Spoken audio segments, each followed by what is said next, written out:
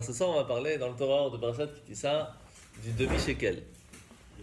Le demi-shekel, c'est une pièce assez spéciale que tout le monde devait donner. Et ça a été donné dans la Parashat 2 fois. On en a parlé un peu mardi. La première fois qu'on a donné le demi-shekel, c'était pour faire les fondations un petit peu du mini-temple, du sanctuaire. Parce qu'il fallait acheter, il fallait construire des fondations en argent. Et c'était l'intérieur qu'on mettait dans ces socles toutes les poutres qui faisaient le sanctuaire, le tabernacle. Mais on a demandé après à faire une deuxième fois, parce que ça permettait de compter le peuple juif, étant donné qu'on ne peut pas compter. Alors chacun donnait un demi-shekel, et on comptait combien il y avait de pièces, et on savait combien il y avait de personnes. C'est pas compliqué. Et donc, la deuxième fois, par contre, quand ils ont donné, c'était pour participer, tout le monde, au sacrifice qui se faisait tous les matins et tous les après-midi. Ça permettait à ce que chacun participe à la prière dans l'année, tous les jours. Étant donné qu'il y a une obligation de prier 2 fois par jour, comme c'était dans le temple, et une troisième fois qui a été fait aussi dans le temple, mais que c'était pas obligatoire, aujourd'hui on le fait les 3 prières, eh bien, chacun participait automatiquement à la prière, à ce sacrifice quotidien. Aujourd'hui, on participe en priant. C'est pas compliqué.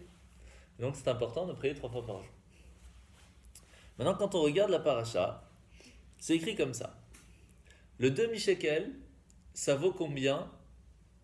Ça vaut 10 guéras.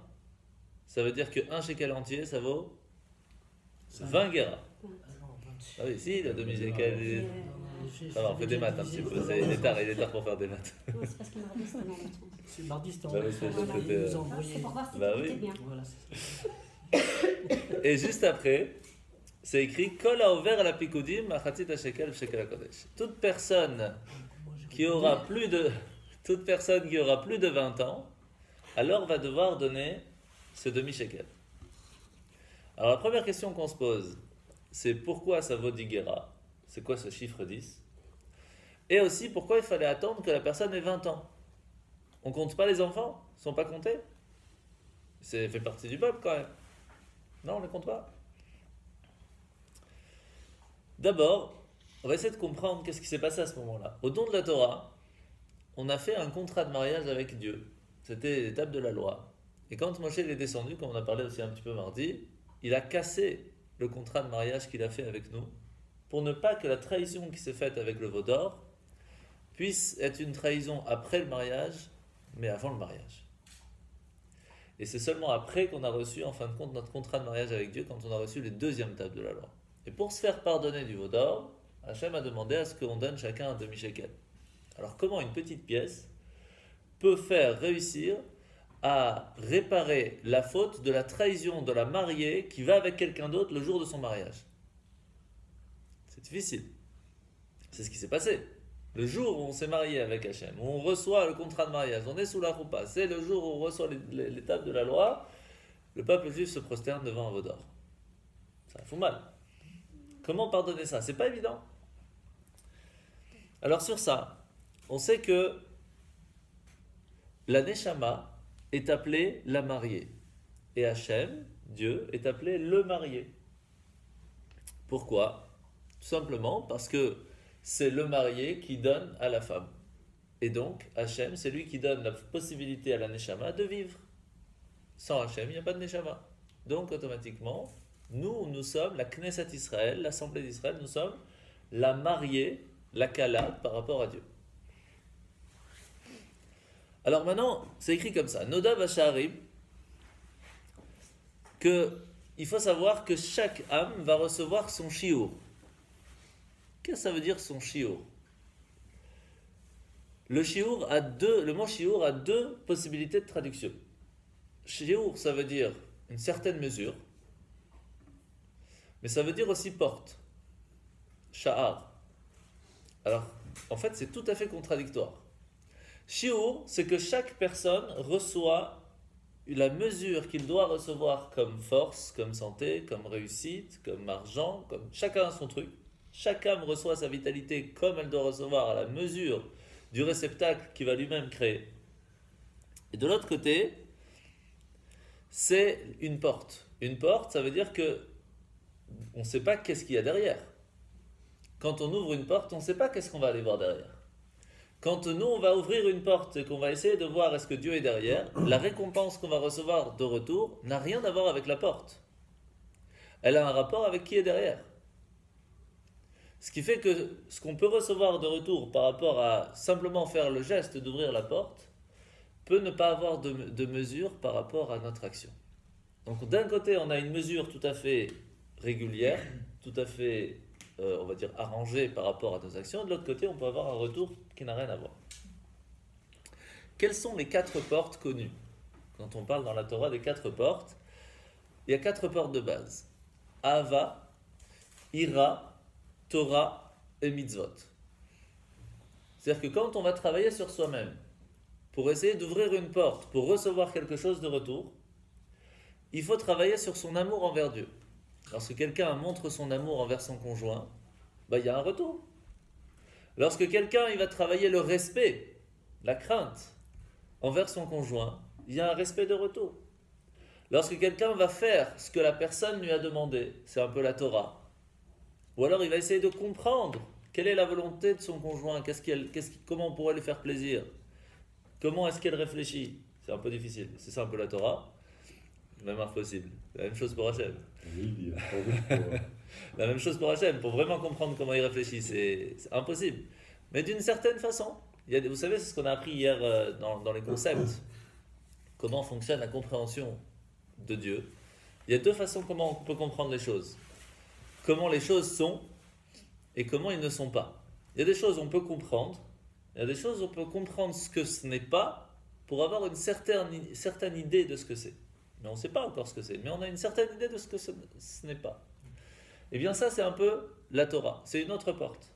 Et puis il y a les mitzvot, c'est faire vraiment l'action de ce qu'il y a besoin pour que le couple puisse fonctionner, la même chose avec Dieu. Ces 4 portes sont en fait les 4 lettres du nom de Dieu. Le Yud, c'est vraiment la ira, c'est la crainte. Et pourtant, quand on apprend de la Kabbale, on voit que le Yud, c'est pas la ira. Le Yud, c'est la Hava. Le Yud, le point minimal qu'il y a entre nous et Dieu, c'est quelque chose qui ne pourra jamais s'enlever, c'est l'amour qu'il a envers nous. Ça, c'est la base. Et donc, pour pouvoir commencer quelque chose, il faut savoir qui nous aime, qui nous donne, qui nous fait vivre. Et rien que par ça, on peut commencer quelque chose. Le He, juste après, de Yud Kevavke, c'est le Yud qui va se développer et qui va devenir un respect envers Dieu, une crainte envers Dieu. Ça, c'est la ira. Ça, c'est plus la crainte. Et il faut savoir, comme on a déjà étudié plusieurs fois, que l'amour amène la crainte, qui va amener l'amour plus grande, qui va amener la crainte plus grande. Et c'est un cercle vertueux qui va nous aider, qui va nous donner la possibilité d'avancer. Donc ça, c'est les 2 premières lettres du nom de Dieu, Ahava et Ira. L'amour et la crainte. Mais qu'est-ce que c'est le Vav et qu'est-ce que c'est le He? Ça, c'est la Torah et les mitzvot. Et ce sont les 2 dernières parties que si une personne, elle n'a que l'amour et que la crainte, mais qu'en fin de compte, elle ne fait pas, alors c'est très mignon, l'amour est présent, mais si à bout d'un moment, il n'y a pas de continuation, il n'y a pas d'action, ça ne va pas. Et c'est ce qui se passe dans le monde aujourd'hui. Dans le monde aujourd'hui, quand on regarde quel est le problème, pourquoi Mashiach n'est pas là, il y a un pasouk dans la Torah où c'est écrit Ki yad al-kes yudke. Lorsque Hachem il nous dit voilà, maintenant Amalek est arrivé et à cause de cela, mon trône, qui c'est, il s'appelle Kes, Kaf et sa mère, il manque le Aleph. C'est-à-dire que sur le trône, il manque Dieu, il y a un problème, il n'y a pas le Aleph. Et à cause de quoi? Parce que Yudke, parce que le nom de Dieu est coupé en 2. Parce qu'il y a l'amour, il y a la crainte, mais Amalek a coupé ça. Et il a dit c'est 2 choses différentes. Tu peux très bien vivre en pensant et en aimant Dieu, sans spécialement faire l'action de faire la Torah et la mitzvot. Et c'est ça le problème. Ou l'inverse, dire je peux faire la Torah et la mitzvot sans spécialement aimer ou avoir la crainte de Dieu. Et ça, cette coupure, c'est le problème d'Amalek. Et quand on aura fait le lien entre les 2, alors Mashiach pourra venir.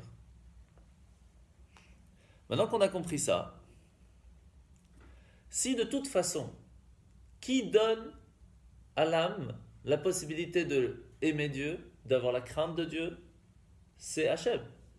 On vient d'expliquer que le mari donne à sa femme, que Dieu va transmettre à la Neshama toutes les forces, et d'amour et de crainte.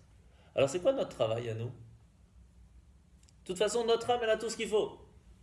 Alors qu'est-ce qu'on doit faire comme travail? peut rester tranquille, on fait ce qu'on veut, il n'y a pas de problème. Et alors si c'est comme ça que de toute façon la Neshama reçoit toutes les forces, comment ça se fait qu'on ne les sent pas ces forces? On dit que la Neshama a tout reçu, alors pourquoi on ne la sent pas? C'est pour cela que quand on fait le schéma Israël, on voit que on a un tzivouï.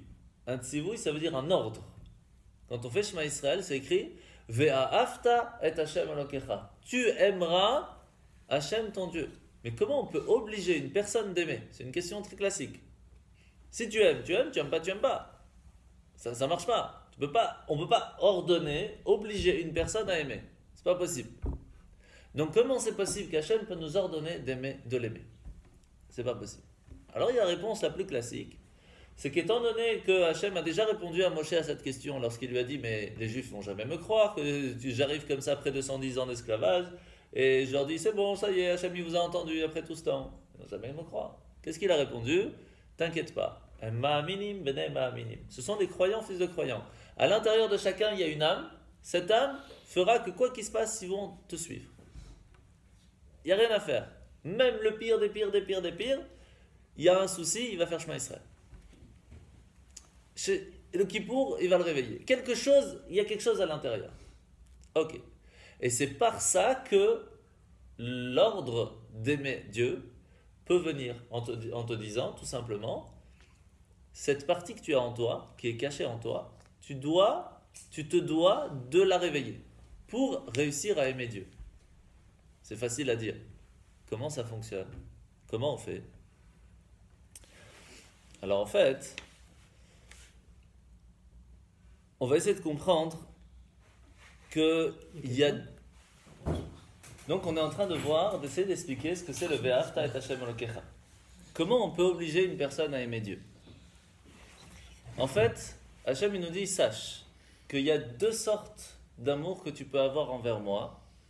Une que tu as déjà reçue en cadeau, celle qu'on a déjà expliquée, celle qui est à l'intérieur de chacun, on en a déjà expliqué souvent, c'est ce qu'on appelle la Ahava Mesuteret, un amour caché qu'il y a en chacun de nous. Il y a ce qu'on appelle la Ahava Be'idbonenut. Idbonenut en hébreu, la traduction, ça veut dire réfléchir. Il y a eu un travail de réflexion sur une certaine chose qui nous a amené à aimer ou à craindre. Et il y a une troisième, c'est l'amour qu'on reçoit en cadeau. Une personne qui va recevoir, sans savoir, instinctivement, elle va recevoir un amour énorme envers quelque chose. Mais ça n'a pas toujours un rapport avec ce que nous on a fait avant. Alors, la première ahava, le premier amour que la personne va travailler, et c'est l'ordre qu'on fait dans le schéma Israël, ça doit venir par la Idbonenut. Il faut réfléchir. Réfléchir à quoi? En fait, vous savez, quand on fait Shema Israël, quand on dit le mot Shema Israël, le mot Shema, ça vient aussi un peu du mot de Nishma. Quand on dit Naase Venishma, on va faire, puis on va écouter. Mais ce n'est pas la traduction. Nishma, ça veut dire on va essayer d'aller comprendre. Nishma, ça veut dire essayer d'aller faire écouter le cœur, écouter la tête, comprendre ce qu'on a fait, pourquoi on le fait et comment on le fait. Le mot Shema Israël, c'est comprends Israël ce que Hachem veut te dire. Comprends, essaye de comprendre que Hachem c'est ton Dieu. Mais comment on peut comprendre ça? Sur quoi on peut réfléchir pour avoir une certaine compréhension que Dieu est à chaque instant avec nous, qu'il nous aide? C'est pas si évident. Alors la première base quand on apprend à faire le Shema Israël correctement, parce que je ne sais pas si vous savez, mais il y a deux phrases dans la tfila que si on n'a pas réfléchi à la traduction, au moins à la traduction, on n'est pas quitte. C'est comme si on ne l'a pas dite. C'est le Shema Israël et la première bénédiction de la Hamida. Si on n'a pas ne serait-ce que pensé un petit peu à ce que ça veut dire, même un peu, on n'est pas quitte. Le minimum c'est quoi? C'est de penser qu'on est en train de parler à Dieu, qu'on ne sait pas ce que ça veut dire, mais on pense à lui. C'est le minimum. C'est-à-dire pas juste dire des mots pour dire des mots. Parce que pas tout le monde connaît les traductions, pas tout le monde connaît les explications. Mais au moins savoir qu'on est en train de parler avec lui, c'est le minimum. Mais c'est quoi la première chose qu'on apprend quand on apprend le Shema Israël? C'est qu'on dit Hachem, c'est notre Dieu. Donc lorsqu'il est là-haut, c'est le même que nous. C'est ici-bas, il fait attention à nous à chaque petite chose. Et que Hachem, il est Echad. Hachem, il est un. Le Aleph de Echad, c'est qu'il est unique. C'est la lettre chiffre 1. Le Chet, c'est 8. Donc c'est qu'il nous dit il est dans les 7 cieux au-dessus de nous, mais il est aussi dans la terre. Et même dans la terre, tu dis pas qu'il est seulement dans les synagogues, il est dans les Dalet. Dalet, c'est le 4, c'est les 4 points cardinaux. Il se trouve partout dans le monde. Lorsqu'on a ne serait-ce que cette réflexion, cette compréhension de comprendre que Hachem se trouve partout, pardon, à ce moment-là, on a un certain sentiment d'amour qui va aller envers lui. Parce qu'on va se dire, il fait attention à nous. Nous qui sommes si petits par rapport à lui, il fait quand même attention à nous. C'est extraordinaire. Et ça nous amène un certain amour envers lui. Il faut savoir que le monde qu'on voit aujourd'hui, nous on pense qu'il existe. Pourquoi? Parce qu'on vit dedans. On agit dedans. On a des sentiments. On part, on vit, on dort. On a l'impression de vivre une certaine vie. Quelle est la différence avec un rêve? Il y a des rêves qui sont des fois tellement complets qu'on pense qu'on est complètement dedans et que quand on se réveille du waouh, heureusement que c'était un rêve parce que je ne savais pas comment me dépatouiller d'ici. Et vraiment penser qu'on vivait dedans à 100%. Qu'est-ce qui nous dit que ce n'est pas un rêve maintenant? C'est ce que je me dis tout le temps depuis que je suis né.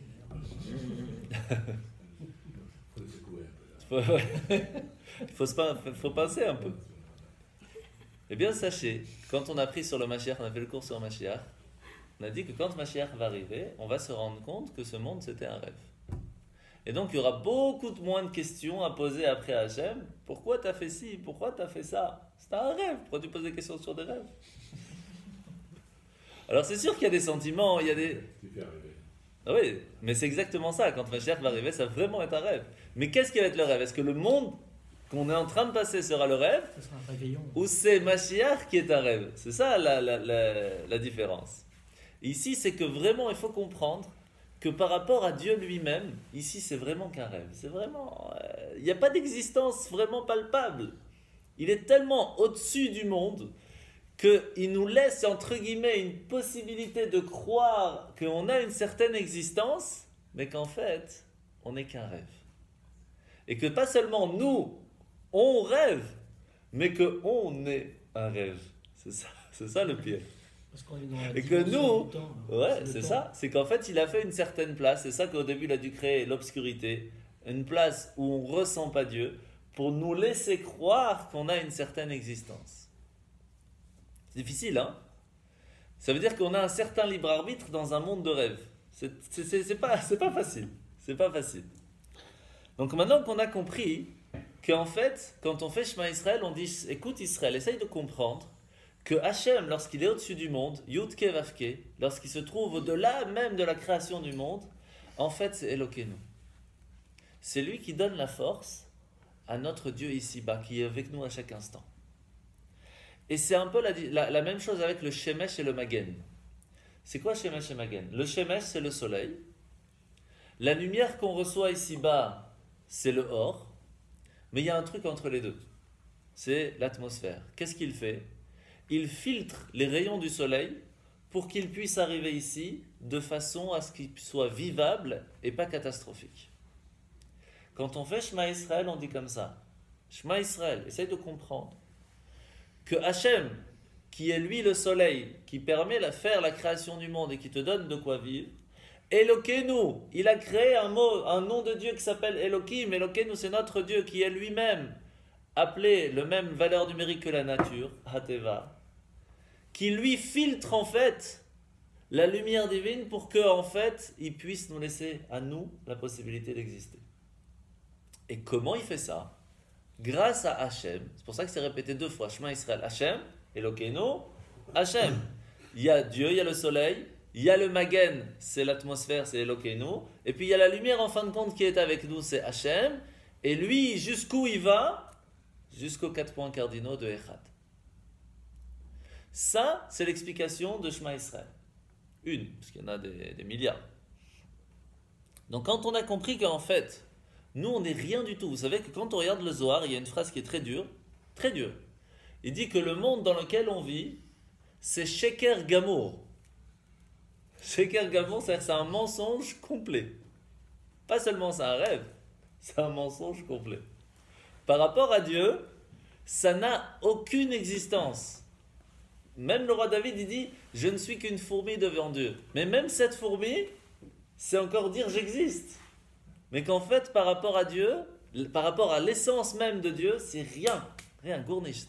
Et c'est pour cela qu'on le voit même dans la tfila, dans la prière, partout où on le voit, on dit Ani avaye loshaniti. Je suis Dieu, moi, je n'ai pas changé. Avant la création du monde, que toi tu n'étais pas là, j'étais le même. Oh, maintenant, je suis le même. Il n'y a pas eu de différence. C'est pas parce que tu es là qu'il y a une différence. Le monde, en fait, on n'est que dans Dieu. On est une partie de Dieu. Seule différence, c'est qu'il nous donne le sentiment d'exister. C'est gentil de sa part. C'est gentil. Un peu de la même façon, pour essayer de comprendre un petit peu, parce que c'est difficile de comprendre ça, en fin de compte, qu'est-ce qu'on est. Un petit peu comme la pensée et la parole.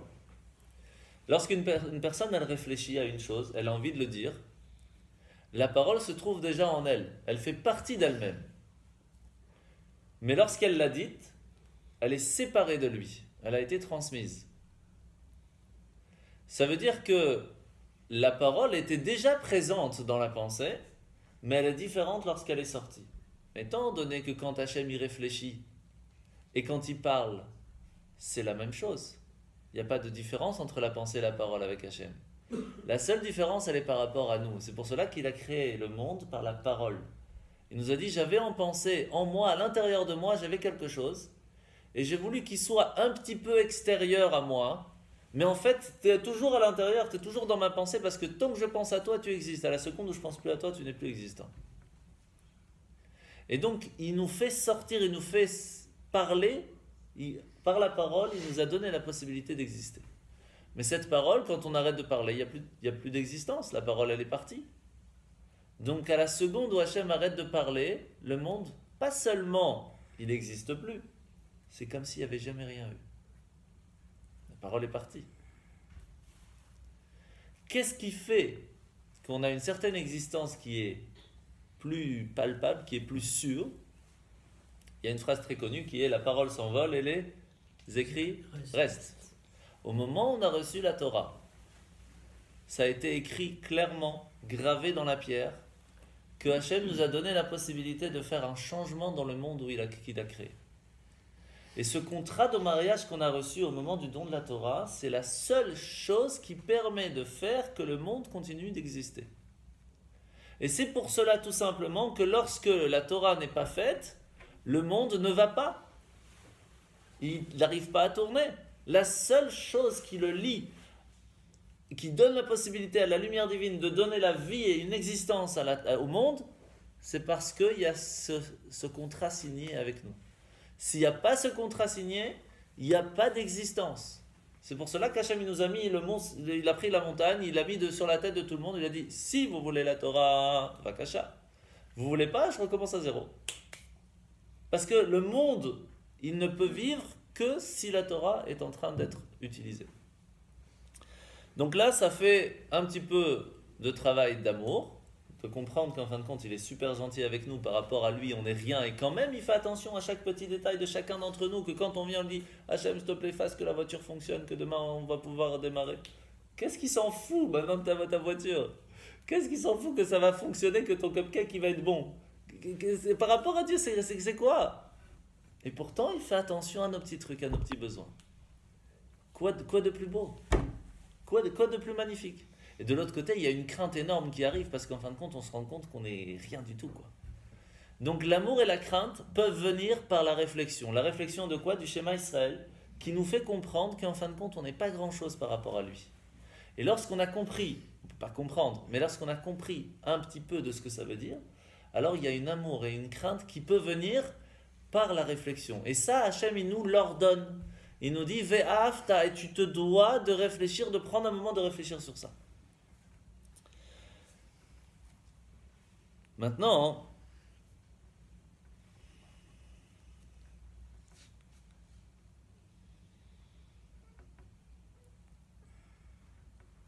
qu'on a compris qu'il faut faire idbonenut, c'est-à-dire qu'il faut réfléchir, de comprendre que tout est annulé à Dieu, que Hachem il est Echad, que en fin de compte, nous on n'a pas tellement d'existence en soi, l'autre fils à Beklal, comme ça le Zohar il nous dit.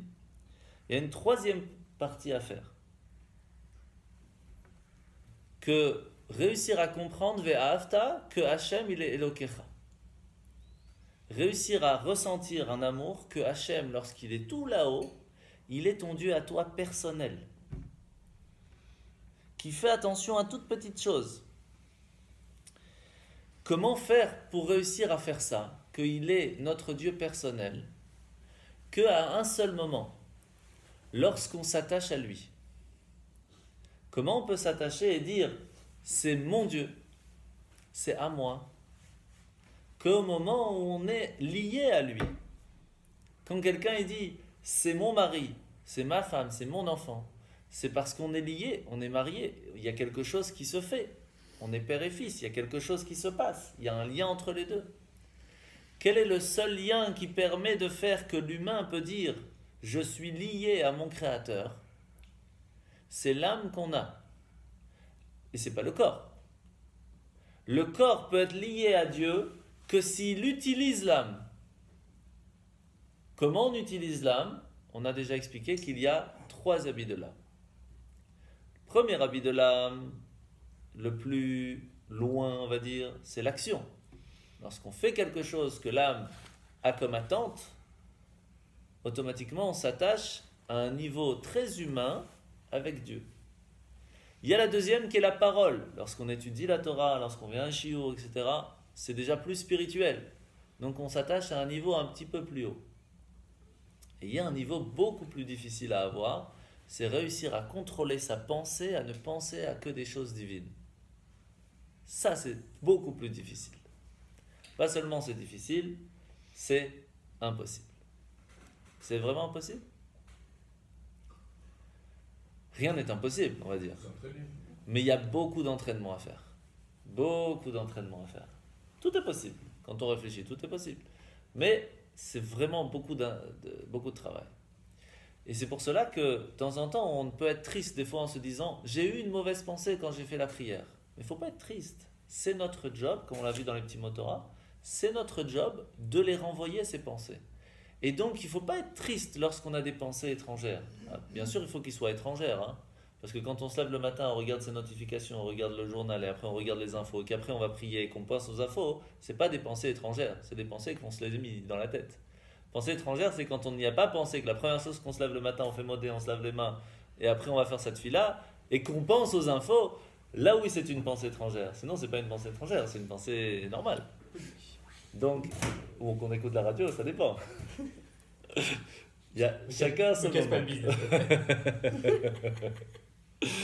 Donc, il faut savoir qu'il n'y a rien de grave d'avoir en fin de compte un souci dans la pensée. Parce que on a été créé avec le Yetzer Hara qui va nous envoyer des pensées étrangères. Donc ça, c'est pas grave. C'est pas notre travail pour l'instant d'avoir un contrôle total de la pensée pour ne pas avoir des pensées étrangères. Ça, c'est pas notre job. Ça, c'est le job du tzaddik. Par contre, on peut contrôler complètement nos paroles, ça oui, et on peut contrôler totalement notre action. Ça, c'est possible. On peut avoir la volonté de dire quelque chose qui n'est pas joli, c'est pas grave. Mais le dire, ça c'est embêtant. Parce que là, on avait le contrôle. C'est sur ça qu'on doit essayer de faire attention. Et c'est pour cela que lorsqu'une personne va utiliser sa pensée, qui est le niveau le plus haut, le plus spirituel, parce qu'avec la pensée, on peut être partout, on peut être ici et penser à Tahiti, on est à Tahiti. La pensée est très forte. Donc, lorsqu'on va utiliser sa pensée et pas penser à des choses qui ne sont pas très jolies, ou même simplement qui ne sont pas Dieu, sont permises, mais pas Dieu, ça aussi c'est problématique.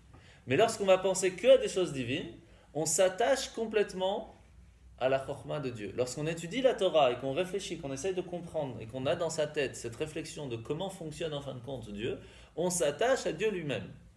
C'est extraordinaire. Et donc c'est ça que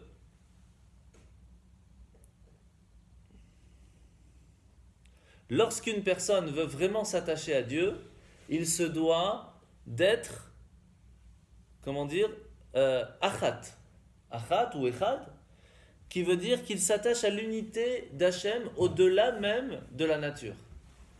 Logiquement parlant, c'est quelque chose de très difficile pour une personne de dire « je vais vivre dans la nature, faire mon travail tout comme il faut, etc.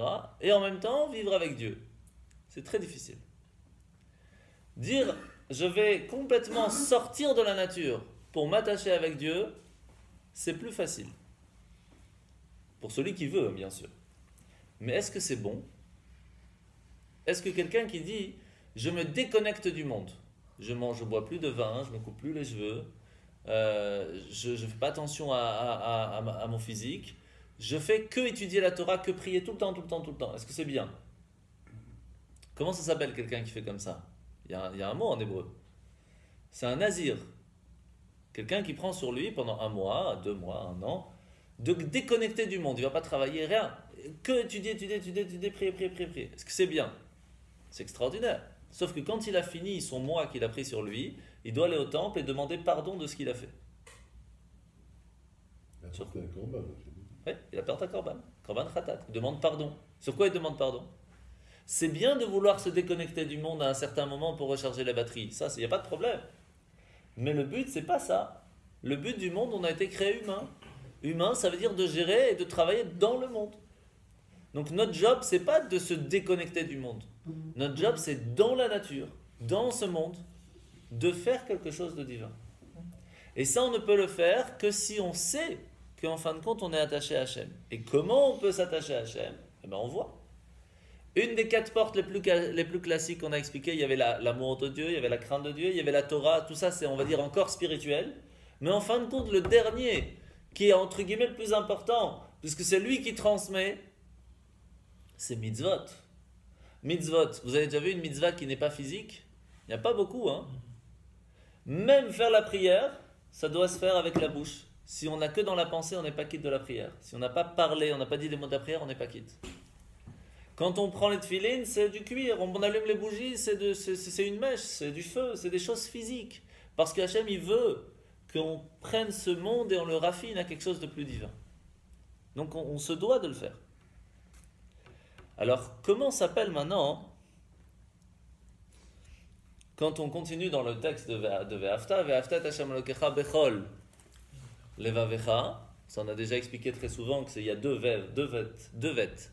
Le premier vêt, c'est le Yetzer Tov, le deuxième, c'est le Yetzer Hara, que les deux doivent travailler pour Dieu. Ok, ça c'est un classique. Bechol nafshecha, de toute ton âme. On parle de quel niveau de l'âme? Nefesh. Nefesh, c'est vraiment le premier niveau, c'est le niveau de l'action. Après, il y a l'autre niveau, il y a Ruach, il y a Neshama, c'est encore un autre niveau. Mais au moins Nefesh, que dans les actions, on est bien. Au moins par ça. Mais après, il y a un autre niveau qui est plus compliqué, Bechol Meodecha. Alors, pour pouvoir arriver à Meodecha, on est loin. Pour pouvoir arriver à Meodecha, il faut pouvoir commencer par Levavecha, puis Nafshecha. Levavecha, on a dit, c'est que Yoson Yetzer Tov et Son Yetzer Hara, les deux travaillent pour Dieu. C'est pas si compliqué quand on regarde. Il suffit de dire à Son Yetzer Hara, tu veux me donner l'envie d'aller faire ça, je vais prendre la même envie que tu me donnes, mais pour faire autre chose. Ça, c'est travailler avec Son Yetzer Hara. Mais Nafshecha, l'âme, c'est les habits de l'âme qu'on vient d'expliquer. Lorsqu'une personne va aimer Dieu au point de lui faire plaisir de tous ses habits, elle va faire les bonnes actions, elle va parler des bonnes actions et elle va penser divin. Alors elle peut recevoir de retour Bechol Meodecha. Le mot Meod, on l'a expliqué la semaine dernière, Meod ça veut dire beaucoup. Pardon, c'est beaucoup, sans limite. Comment on peut recevoir ce niveau sans limite? Que si avant il y avait un travail. Et c'est pour ça que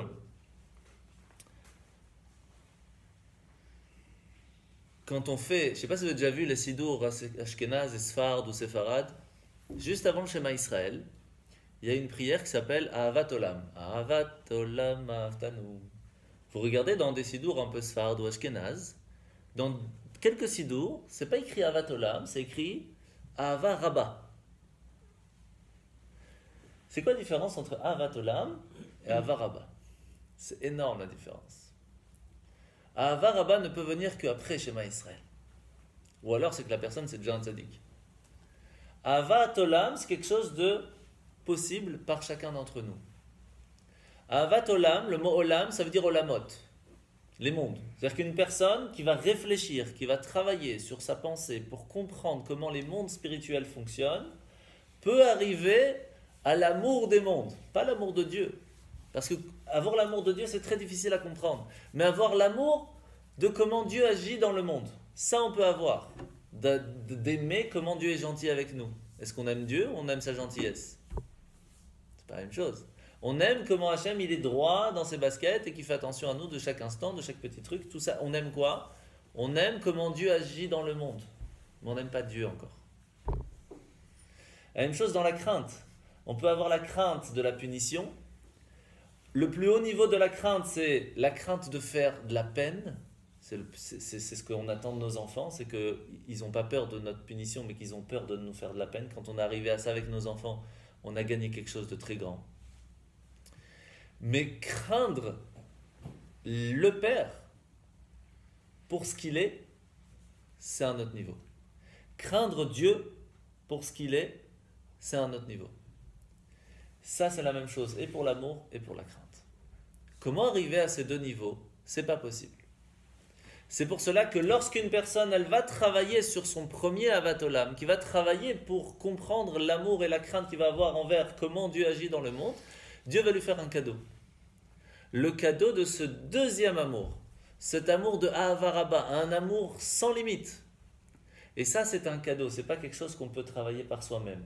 Mais pour y arriver à avoir ce cadeau, il nous faut par avance travailler notre premier amour. Sinon, ça ne vient pas tout seul. C'est pour ça que de temps en temps, on a des petits déclics comme ça. On ne faisait rien de spécial. Et puis, paf, on se réveille un matin. J'adore Dieu, je veux faire quelque chose pour lui. On a eu ce tout petite démo de ce que c'est Ahava Rabba. Hachem, il nous envoie une petite amour comme ça, mais énorme. D'un coup, on ne comprend pas ce qui se passe. Et après, elle part vite. Pourquoi? Parce que Hachem, il nous a allumé la mèche, mais il n'y avait pas d'huile en dessous. Comme on a expliqué la semaine dernière. Il a allumé la mèche, elle a pris, et comme il n'y avait rien en dessous, elle n'a pas resté. Mais si nous, on a travaillé sur l'amour déjà de Dieu précédemment, déjà un peu bien, on a créé de l'huile, quand Hachem va mettre son feu, qui est beaucoup plus haut que ce que nous, on avait l'habitude, alors ça va rester. Ça va rester beaucoup plus. Et on pourra l'utiliser beaucoup plus. Et c'est pour ça qu'à Kippour, à Neila, tout le monde arrive. Le feu est là, paf! Sauf que quand la mèche est toute petite, des fois on reste juste 5 minutes à Neila, des fois on reste tout Neila, c'est pas mal. Et puis après Neila c'est fini, Shalom al Israël. Ou alors au moins le lendemain on est là, ou chacun à son niveau. Mais ça va dépendre de comment pendant l'année on a travaillé et ses actions, et ses paroles, et ses pensées, et son amour, et sa crainte envers Dieu. Et ça ne peut passer que par l'étude de la Torah et par l'action des mitzvot. Obligatoirement. Quel rapport avec le demi-shekel? Parce que c'est de ça qu'on a parlé en fin de compte. On est bon. Alors, d'abord, il faut savoir, c'est pas écrit ici, c'est écrit dans un autre endroit, dans les Remazim, je vous ai parlé qu'on a parlé des Remazim, que le mot shekel a la même valeur numérique que nefesh. 430. Et donc, rien que ça, que lorsqu'on va donner le shekel, ça va donner une possibilité à l'âme d'être réparée. De la même façon ici, lorsqu'on va donner un demi-shekel, ça va aider l'âme à pouvoir avoir un certain amour et une certaine crainte envers Dieu. Est-ce que vraiment ça fonctionne de cette façon? Alors on va voir. Le mot kesef, en hébreu, se traduit aussi nirsaf. Vous savez qu'Hachem, il a mis un gros virus dans l'argent. Très très gros virus, que lorsque quelqu'un il a 100, il veut 200. Lorsque quelqu'un il a 200, il veut pas 300, il veut 400. Pourquoi? Simple. Si déjà la dernière fois il avait 100, il a rajouté 100, ça lui a pas suffi. C'est pas en rajoutant 100 que ça va lui suffire, il va rajouter 200. La prochaine fois, il va vouloir rajouter 300, etc., etc. Donc c'est pas spécialement le double, c'est juste qu'il faut qu'il rajoute et qu'il gagne plus pour se sentir heureux de ce qu'il a réussi à avoir. C'est un virus. Un virus qui est très difficile à gérer. Très difficile. Parce qu'on veut. Au bout d'un moment, on se réveille et qu'est-ce que je fais avec? Ça veut dire, ok, next, il n'y a pas. Donc, c'est un virus qui est très difficile. Et Hachem, il nous dit, prends cet argent, prends ce kesef. Le virus qui est à l'intérieur, c'est un virus extraordinaire qui te montre comment tu peux utiliser le même virus pour Dieu. Tu veux avoir 100 liens avec Dieu? Je veux 200. 200 liens avec Dieu. Je veux étudier 200 shiurim. Je veux lire 200 teilim. 200, ça t'a pas suffi? Je veux pas 300. Je veux 400 fois venir à la synagogue. Je veux amener 400 amis qui viennent, qui fassent le Shabbat. Ça suffit pas? Eh ben, je veux 700. Etc., etc. Le même virus qu'on a utilisé dans l'argent, on peut le donner pour Dieu. C'est ça le demi-shekel. Prendre sa volonté, son attirance qu'on a vers l'argent, qu'on est prêt à vendre tout, chas shalom, pour pouvoir avoir de l'argent, et le mettre dans la divinité. Lorsqu'une personne dit à Hachem, tu sais quoi, j'ai fauté dans l'année, même la plus grande trahison, mais je suis prêt à prendre mon argent, l'attirance, la vie, le sang que j'ai saigné pour avoir cet argent, et je te le donne. Lorsqu'on arrive à faire ça, on a le début de tous les pardons possibles. Parce qu'on est prêt à donner une partie de soi-même. On est prêt à changer, que le virus qui est utilisé dans l'argent va se mettre dans la divinité. Et ça, c'est le demi-shekel. Alors pourquoi on donne un demi alors? En fait, le shekel, vous allez voir, ça va vous rappeler quelque chose qu'on a dit juste avant. La traduction du mot shekel, c'est mishkal, le poids, la mesure. Vous savez, quand on dit shekel, c'est pas juste une pièce, c'était le poids en argent. Ça vient du mot mishkal. Ça vous rappelle pas qu'on a vu au tout début du shiur, on avait expliqué qu'il y avait un shiur dans l'âme. Il y avait une certaine mesure que Dieu donnait à l'âme pour pouvoir vivre et survivre, et donner la possibilité au corps de vivre. Ce mishkal, cette mesure, est la même dans l'argent. Il peut donner à l'argent une certaine mesure pour pouvoir vivre et survivre. Et nous, on peut donner cette certaine mesure à Dieu. Mais on peut donner que demi. On ne peut pas donner un entier. Parce que ça n'existe pas un entier. Personne ne peut dire aujourd'hui à Hachem, tu sais quoi, je vais annuler complètement mon amour vers l'argent, je vais complètement vivre sans argent, sans rien, et que pour toi. On n'est pas comme ça. Il nous a créés humains, et on a besoin d'habits, on a besoin de maisons, on a besoin de vivre, on a besoin. Elle la saute. Mais on peut quand même donner un demi. Cette certaine mesure, on peut la donner. Et donc ça, c'est la Avat Olam. Ça, c'est le premier amour envers Dieu. En disant à Hachem, tu sais quoi? Tu m'as créé de façon à ce que j'ai ce besoin. Mais je vais donner la moitié, au moins la moitié de ce que j'ai, je te le donne. La moitié de mon attirance vers l'argent, je te la donne.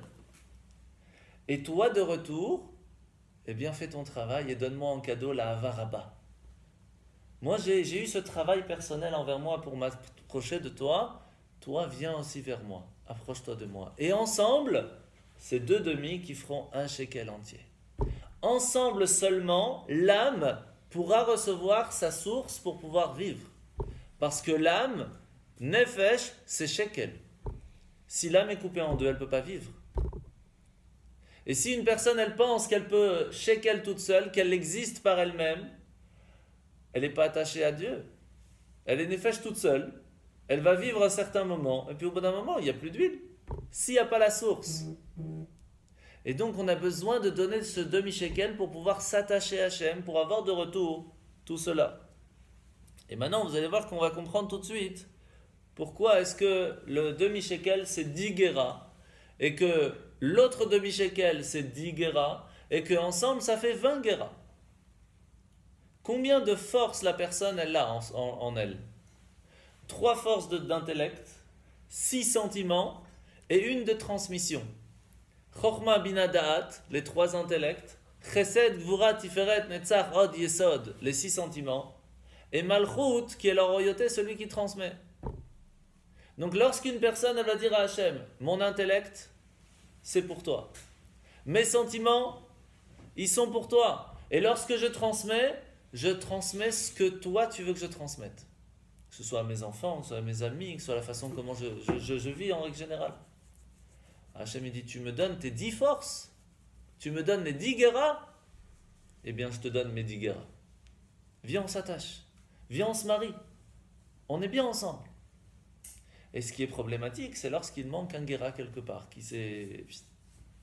Alors on a un problème parce que le demi-shekel, il devient plus shekel entier, il est 99 centimes, il y a un problème. Il y a un souci quelque part, ça fonctionne mal, le Wi-Fi il n'est pas bien. Et donc on ne recharge pas bien les batteries. Ça peut être dans l'action, ça peut être dans la parole, ça peut être dans l'intellect, ça peut être dans les sentiments, ça peut être dans tellement de choses. Et une des choses les plus importantes, c'est le malchut. C'est la transmission. Mais comment on peut transmettre si soi-même on n'a pas la connaissance? Donc on a besoin d'abord de la connaissance, on a besoin des sentiments, de ressentir, parce que vous savez, un enfant, on ne peut pas lui transmettre une connaissance. C'est très difficile de transmettre une connaissance. Par contre, on peut lui transmettre notre amour. On peut lui transmettre nos sentiments. Et donc pour transmettre un sentiment à un enfant, il faut avoir la connaissance de ce sentiment déjà en soi-même pour pouvoir lui transmettre. Et donc c'est pour ça que c'est important de faire le Shema Israël, pas seulement seul, mais aussi avec l'enfant, et lui faire comprendre c'est quoi le Shema Israël, que Hachem il est avec lui, qu'il n'a aucun stress, qu'il n'y a pas de problème de cauchemar, parce que de toute façon Hachem il est avec lui, et qu'il peut savoir que Hachem il est partout dans le monde de la même façon, et qu'il est de toute façon avec lui, et que quand il va dormir de cette façon, il va vivre complètement différemment, et sa nuit et son lendemain matin. Et que quand il va dormir, on lui raconte une histoire de la paracha, une histoire des rabbanim, une histoire des chachamim. Ça change tout l'enfant, c'est ça la transmission. Mais la transmission, elle n'est pas seulement aux enfants, elle est à soi-même, bichlal. Quand on va dormir et qu'avant de dormir, on écoute ou on lit un livre qui est divin, qui est de la Torah, qui est une histoire des chachamim, alors on dort différemment et donc on se lève différemment. Et si on regarde un petit film avant de dormir, alors c'est sûr que et la nuit et le lendemain, il sera différent. Il n'y a pas de secret. C'est pour cela qu'au moins avant de dormir, au moins ça, faire la première partie du Shema Israël. Pour savoir que quand on va dormir, on se rappelle que Dieu est avec nous. On n'est pas seul, on ne fait pas ce qu'on veut comme on veut. Hachem est là, il vit avec nous. Et ça, c'est la première base du Shema Israël. Et c'est pour cela que... On n'aura pas le temps, c'est pas grave. Pourquoi c'était plus court? Hein? Pourquoi c'était plus court? Ouais, je sais pas. Il n'y a que 2 feuilles, en général il y a 4. Ça va. Hein? Et donc, maintenant on va comprendre la dernière question qu'on avait posée au tout début. On avait dit au tout début que qui devait donner le demi-shekel? Kol haover al hapikudim. Tout celui qui était au-delà de 20 ans. Pourquoi? Parce que c'est écrit comme ça. Kitissa et roche livkodem. Il faut être roche. Il faut avoir une certaine tête pour pouvoir être compté. Pour pouvoir être appelé roche, pour pouvoir être appelé existant, avoir une certaine tête, il faut d'abord avoir donné le demi-shekel. Lorsqu'une personne, elle sait que seule, elle n'est pas encore parfaite, alors elle peut être appelée quelqu'un qui peut l'être. Mais une personne qui se dit « je suis déjà parfait sans moi-même et je n'ai pas besoin d'aller apprendre, par moi-même, je connais déjà tout ».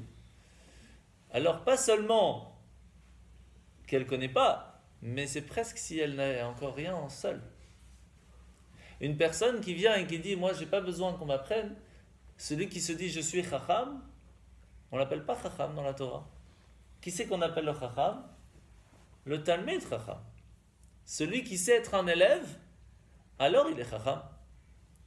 Celui qui sait qu'il n'est pas parfait, qui a toujours à apprendre, alors il est intelligent.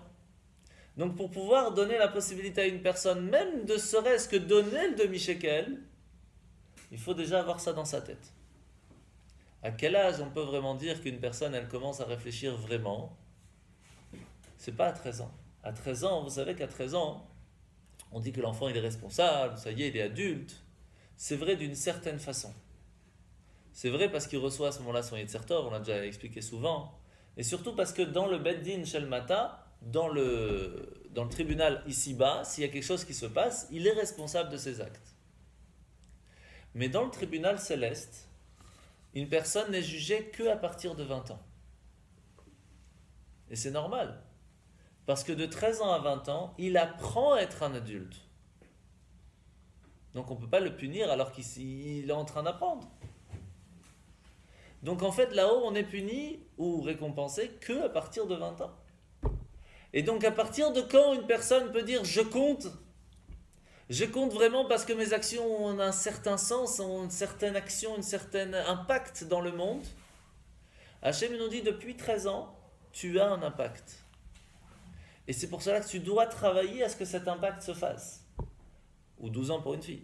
Mais à 20 ans, c'est pas seulement tu as un impact en bas, tu as un impact en haut aussi. Et là, il faut faire beaucoup plus gaffe. À 20 ans, c'est là où il faut vraiment faire la bar mitzvah. C'est une bar mitzvah beaucoup plus difficile. Parce que là, la personne, elle sort de chez elle. Elle est plus, entre guillemets, généralement à la maison, à part Tanguy, mais disons que c'est en général, il vole de ses propres ailes, il avance, et là, c'est difficile. Parce que là, elle va avoir un impact et elle va être jugée.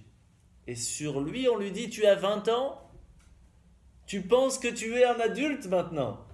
Tu penses que ça y est, tu peux gérer ta vie comme tu veux. Première chose que tu dois faire, donne un demi-shekel. Sache que tu n'es qu'une moitié. Va chercher ton autre moitié.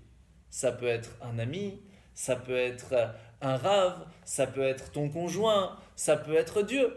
Mais sache que tu n'es qu'une moitié. Seul tu ne peux pas avancer. Tu dois savoir écouter tes anciens. Les anciens qui, eux, n'ont plus 20 ans déjà. Ils ont vécu cette partie de 20 ans. Ils savent ce qui est bon dans la vie, ils ont déjà testé. Et peut-être qu'ils vont te dire, tu sais quoi, je ne peux pas te donner le bon chemin. Mais je peux te dire ce qu'il ne faut pas aller. Et ne serait-ce que ça, écoutez, ça vaut le coup. Parce que eux savent, ils ont déjà vécu. Sois un demi-shekel. À 20 ans, on te dit d'abord la première chose, sois un demi-shekel. Sache que tu ne peux pas avancer tout seul. C'est vrai qu'à 20 ans, on pense qu'on connaît tout. Et c'est la première chose qu'on lui dit, non, tu ne connais pas tout. Mais c'est difficile à expliquer ça à un enfant de 20 ans. Parce qu'on est un enfant à 20 ans. Peut-être même à 60 ans, on peut être un enfant. Mais à 20 ans, c'est vraiment encore des bébés. Pourquoi ? Parce qu'on pense qu'on connaît tout. Et si déjà, depuis qu'on est petit, on apprend à l'enfant, à la différence du monde qui en général aujourd'hui disent aux enfants, sache qu'aujourd'hui, tu es meilleur que tes parents parce qu'il y a plus de modernité. Tu es meilleur, tu connais Snapchat, tu connais, extraordinaire comme connaissance. Et les parents, ils ne savent pas appuyer sur un ordinateur, ils ne savent même pas c'est quoi la souris. Donc tu es meilleur que tes parents. Comment vous voulez que l'enfant peut se dire à 20 ans, je vais écouter mes parents? C'est moi le shekel. Mais si on apprend à l'enfant, sache que tu n'arrives pas à la cheville de tes parents et peut-être un jour tu y arriveras, et encore. Parce qu'avec l'expérience de la vie qu'ils ont, ils peuvent t'aider à avancer, mais il faut que tu leur fasses confiance parce qu'ils ont déjà passé, ils ont déjà eu 20 ans. Tu ne le vois pas maintenant parce que tu ne le vois pas parce qu'ils n'ont pas le même âge, mais ils ont passé par 20 ans, ils ont passé par 13 ans, ils ont fait des bêtises et ils ont réussi, il y a des choses qu'ils n'ont pas réussi. Et ils peuvent te montrer pour ne pas passer par là. Ils peuvent t'aider à ne pas traverser ces épreuves. Dommage.